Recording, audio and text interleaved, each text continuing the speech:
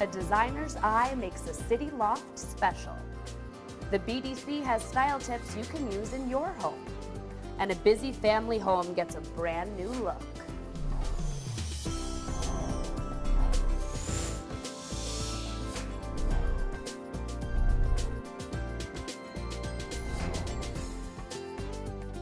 Hey, welcome into New England Dream House. I'm Jenny Johnson. Behind this door is this week's Dream House. It's a loft, it's light and airy, and a designer has made it his own. Let's go check it out.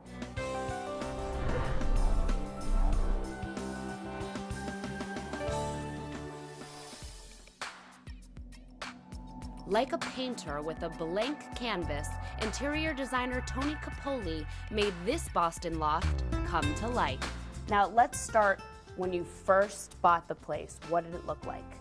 Basically a white box. It did have some great characteristics, very dramatic space, two-story living room, glass balconies, and a very clean palette that I could create from. Light was a major factor in Tony's design. Graceful curtains frame the large windows. You have windows only on one side of the loft. Very, very tall windows. So let's talk about how specifically you were able to brighten up this whole space. Really by the use of reflective surfaces. That's why when I came in, the apartment originally had maple floors. I painted the floors a high gloss white by using epoxy paint. He picked Osborne and Little wallpaper for the kitchen. It looks like grass cloth, but it's actually got a metallic material in it. When you're standing in the kitchen area, you're seeing the light kind of reflect off of the wallpaper back into the space. Great. Green plants on the table and the intense green of this photograph link the kitchen with the dining area. Tony bought it at a gallery in New York. It shows Angkor Wat Temple in Cambodia. Tony says it provides instant relaxation the moment he sees it. More art dominates the two-story living room. When I see something and it speaks to me, I have to have it. This super cool sculpture is by South End artist Tristan Gavagnon. It's called Nature in Motion. The bronze is hand-rubbed. These traditional Ethiopian ceremonial crosses are juxtaposed with the giant modern painting by local artist Jeffrey Wallace. All the art is lit perfectly, which benefits the whole loft.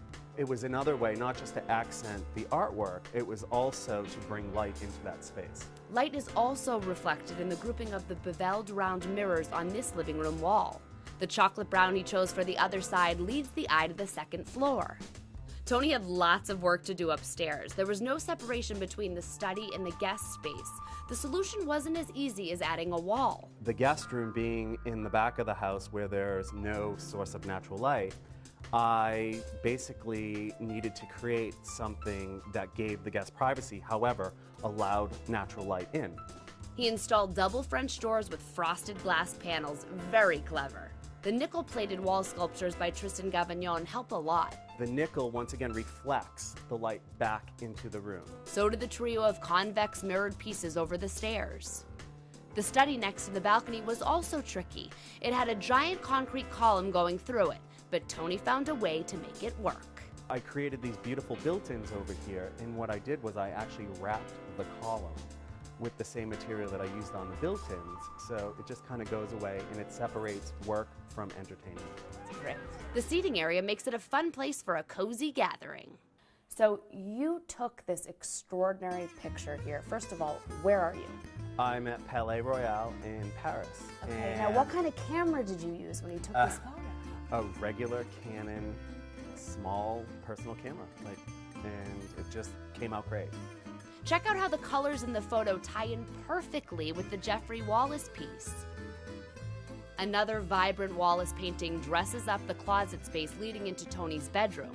He likes how organized the closet is. I love Bergdorf Goodman, and whenever I go into Bergdorf's and everything is just absolutely laid out to perfection, I wanted to kind of emulate that here. So this is my own private little Bergdorf's. That's great. Thank you. The bedroom gets warmth and texture from the silk Stephen King carpet and the fun open weave chair from Jen Sassi. Although designing for yourself is sometimes exhausting, Tony Capoli's New England Dream House shows the effort is well worth it. So it could be overwhelming. You've really got to just narrow it down and make a decision that you feel good with and go with it. Great job, Tony. The phone number for Tony Capoli Interiors is 617-542-2444, and the website is tonycapoliinteriors.com. And you can see more of this loft in the March edition of New England Home Magazine. And here with me, Homes editor Stacy Kunstel. So nice to be in a home with you. So good to be on location this morning, Jenny. So tell me a little bit about what you guys focused on in the piece. Well, we really loved this apartment. We've done apartments in this particular building before, but we really felt that this one had a lot of warmth, really reflected the personality of the interior designer, and we love that it's a modern space that has huge inflections of color and artwork. Absolutely. Now, you've worked with Tony in the past? I have. This is actually the second apartment of his that I've covered, but this one is a completely different look than the look that he featured in the South End. He's going from a very traditional space to this, which is a very modern space. And it really reflects some of the things that has been going on in his life, such as he's been working in California a lot, so you have a little bit of an LA vibe. But what we really love is that here's a person who has knowledge and passion about Boston artists, particularly artists in the South End. So other than the artwork, tell me about some of your favorites in this loft. I love that there are these glossy white floors that really bring in the light from the big window, 18-foot window he's got in here with a great view. But then it's not just a big white box. He's also taken it all the way to the ceiling with these chocolate brown walls that really set off the artwork that he's chosen in the space. And it's all personal. Great flow in here. So let's go to look at some specific stuff. Okay. Here we are in the living room. Let's talk about this sideboard. It's a great story. The last time I saw this was in Tony's old apartment. It was a deep mahogany piece. It resided in the dining room. Very formal, very traditional. He outrageously painted this beautiful piece a glossy white. You see how it picks up on the glossiness of the floors too, and then hung this incredibly huge Jeffrey Wallace piece above it. Jeffrey Wallace was a former South End artist too. Tony had this piece in his old apartment as well, but it looks so much more dramatic in this loft-like space. I mean, it really has a lot of air around it. And here, Jenny, you can also see how he used this chocolate wall. In this big white box, the chocolate on this entire wall just sort of grounds the space and looks wonderful. So, Stacey, what did you love about this area? Well, first of all, bar carts are really big right now. It's a huge trend that obviously Tony's playing upon. But we also love that this one came from Jonathan Adler's new store on Newbury Street. So it's not exactly something that came from high-end Boston Design Center, but something that's available to all of us.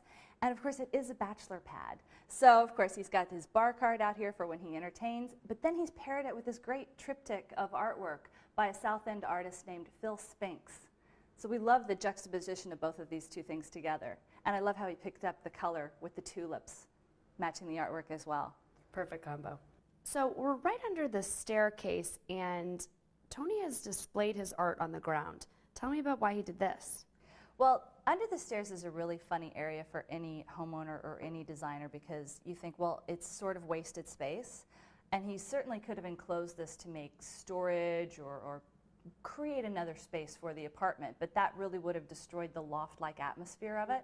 So leaving it open, you can see through the stairs, and then you get this great light from the window that comes down on just this gathering of a watercolor and 4 beautiful photographs. And it really, I think it would have taken up too much wall space to try to hang these properly and with the right space. And actually, Tony says that he just sort of had them here to organize and to go through them and edit them, and they looked so good that he left them here.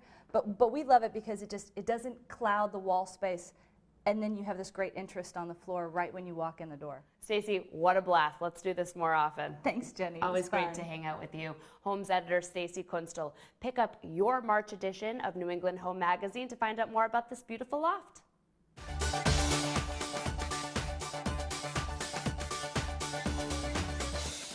Number 10, the closet organized enough to be in a clothing store. Number 9, the kitchen wallpaper that looks like grass cloth.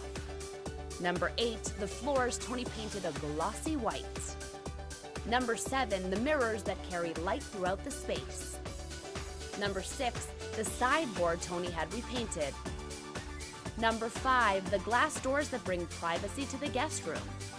Number 4, the study wall unit that hides a concrete column. Number 3, the amazing photographs. Tony even took this one. Number 2, the 2-story living room. It's high drama. And number 1, the stunning works of art that honor local artists.